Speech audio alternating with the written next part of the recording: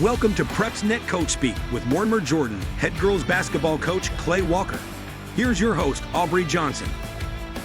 Welcome in, Coach Walker. Sir, thank y'all for having me. Absolutely. So this is the first show that we've done with you, as well as the first time we've done a show for girls basketball. So we're excited to be here. Glad to have you with us. Yes, sir. Tell us a little bit about your background. Well, I'm from here at Mortimer Jordan. I graduated from here in 2015. Sure. I went and played basketball in Huntington and Montgomery for a year. All right. Transferred home and I started volunteering, helping here with the boys team with Coach Golden, who's at Hartselle now. Gotcha. And I volunteered for, till I got my degree, and then got hired on full time as a teacher and coached. I was always coaching the ninth and the JV boys, and then this is my first year with the girls. I took this in the spring, and so that's kind of where we're at. I've never really known anything else but royal blue and white. And my personal opinion, they're probably gonna have to take me out of here in a fine box. So. There you go. Good deal. So really, this first year, you're 17-7 in the regular season. Really good first season, and especially for a first-time coach. So kudos to you. That record includes a 4-0 area record, so that's phenomenal. What would you attribute your success to this first time around? First and foremost, I think that, obviously, thank God, and I'm a Christian believer in Christ, and that has helped.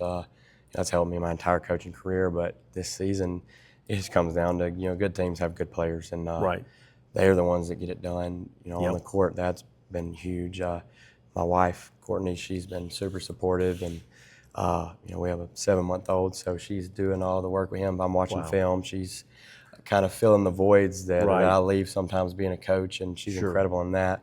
Our administration's incredible in their support. Our community's incredible. Our parents are incredible. All the credit really goes to the girls, but if you're just talking about people that do so much, our assistants, Nick Goldsmith, Jennifer Sloan, they're my assistants, and they do everything. I don't have to ask them. It's like stuff just gets done. That's stuff fantastic. that I don't even mention. It's just like they read my mind, and I come down for practice, and it's done. That makes all the difference in the world. So many moving parts that I get the credit, but there's so many pieces that are doing stuff behind the scenes, and I'm the least worthy of the credit. There's so many people doing more. Right. It's even more amazing, your record and what you've done so far, in that you lost 2 of your top 7 players to ACL injuries. That's amazing. Yeah. One of them is Kalani Scotland, and the other one's Megan Tollett. They were integral pieces to your puzzle, and in losing them, I'm wondering what they meant to your team and how you were able to adjust and overcome those losses. We're still overcoming them. It's a daily process of finding different ways. Megan, she was one of the smartest players on the team, one of the best kids in the school, just does everything you ask, does all the things that you don't show up on the score sheet or the stats there. She was only able to play one, kind of really only a half, I think, in that first game where she got hurt. But throughout the summer, throughout the preseason, she was an integral part of everything we were doing, especially on the defensive end. She also was the ace pitcher for the softball team, so she was a dual sport athlete. She's a freshman as well as Kaylani, so that makes it even more amazing. They're both freshmen, and you were really counting on them this year. And that's the little bit of the silver lining. And Kaylani, I think she was averaging 14 or 15, 5 and 5, but when she got hurt. And she's a freshman, but she's been playing varsity since she was in 7th grade. So she's, I tell her all the time, you're a basketball junior. So she was really coming in her own as a leader, and she still leads. She watches as much or more film than I do, and she's over there yelling at the players like another coach. And we're excited to get them back next year. They're both doing a great job in their therapy and their healing. They seem to be above or ahead of the schedule on their recovery.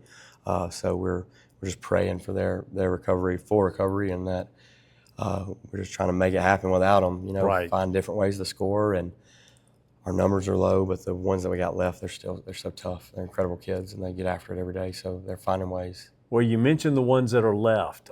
Despite those 2 losses, tell us a little bit more about the current team. So we got, I'll start by grade. We got Brinley Funderburk. She is our best shooter. I think she's shooting 37% from 3 this year. Okay. Is just a knockdown shooter. She's on Nice. this great kid on the student council here.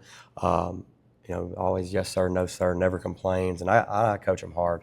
Right. I don't give them. They don't get a pass for anything. I almost feel bad. I don't feel bad, but I almost feel bad. Yeah, almost. Every now and then. The next one is Corinne Burnett. She's our glue. She does everything from take charges to rebound to, she's our vocal leader. She's the one that holds everything together. Right. And she's getting where she shoots it well now too. She's stepped in and upped her game offensively. Mm-hmm. She's got offers from Faulkner and Huntington. Oh, good. And then Kendra Davis, she's a guard, left-handed guard, gets downhill, can guard on the defensive end. Has really shot it a lot better this year as well. Right. And just she's another one of the best kids in the school, nicest kid you'll ever meet. Right. Speaks to everybody, sweet as can be. But when that's tipped off, that changes. She gets mean and she gets after it. So we like that about her. Good deal. And those are our seniors. Maddie Matchins, our lone junior. That's our post player. Mm-hmm. She's really started to come along. She had 20 last night. She's averaging, I think, 14 and 8. I think is what it is right now. Nice. And just in the post, right, strong in there and finishing. 10th grader Brinley Myrick's another one that can shoot it. Much like her brother's on the boys team, Logan, he shoots the crap out of it too. So they both they can really shoot the basketball. And she's one of my, I've known her since she was little bitty, running through the gym at her brother's games, and she's really starting to mature and come into her own. 8th grader Kalia Chapman. Wow. She's stepped in and really, in Kaylani's absence, playing the point spot, has really stepped in and played some big minutes for us. That's and amazing. Won some games. And then we got Bea, Roman, Claire Seegers, 9th graders that come off the bench, and they provided some big minutes for us as well. So good. We're young. We got the 3 seniors, but after that, we're real young. So. Okay. All right. Very good. So as a snapshot of the whole season, let's talk about a few of the recent games. Okay. A week and a half ago, you beat Coleman 58-40. Tell us about that game. We came out and really, I think we got up about like 20 early. Mm-hmm. I may be wrong about that, but I think they fought back. They did a good job getting into the post and playing through their bigs. And our big got in a little foul trouble, and they took advantage of that and cut it a little bit mid-third quarter, and then we started to run away with it. We did a really good job on the defensive end. Okay. That game, I was very proud of them and their effort on the defensive end that game. Okay. And then you ran off 3 wins in a row. You beat Locust Fork 59-42. You beat Jasper 57-40. And Chelsea, not 3 wins in a row. Well, those 3 wins in a row. But then you had a loss to Chelsea 52-26. Tough night, I'm sure. Oh, yeah. And then Springville, you had a loss, but man, that was a tight game. 62-59. Tell us about it. Yeah, I mean, we didn't play our best last night. We really, I didn't think we played tough enough. Right. And that happens in a long season. You don't want it to happen. You say it's not going to happen, but it does. We were down, I think, 8 or 9 with about 30 seconds to go, and made a couple big threes and cut it, and we fought back and clawed back. But they weren't missing. They were hyped up. We beat them 21 here. Right. But they didn't have their big, and we had Scotland still. So that made a big difference. Their big made a really big difference.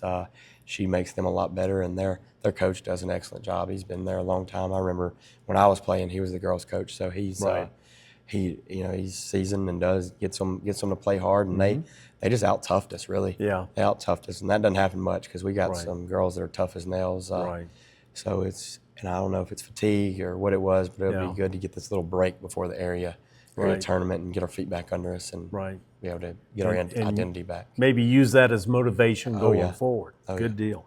So the regular season's over. When do you start area tournament? So our first game, we're a 3-team area, so we get a bye in the first round. Right. Because we finished first.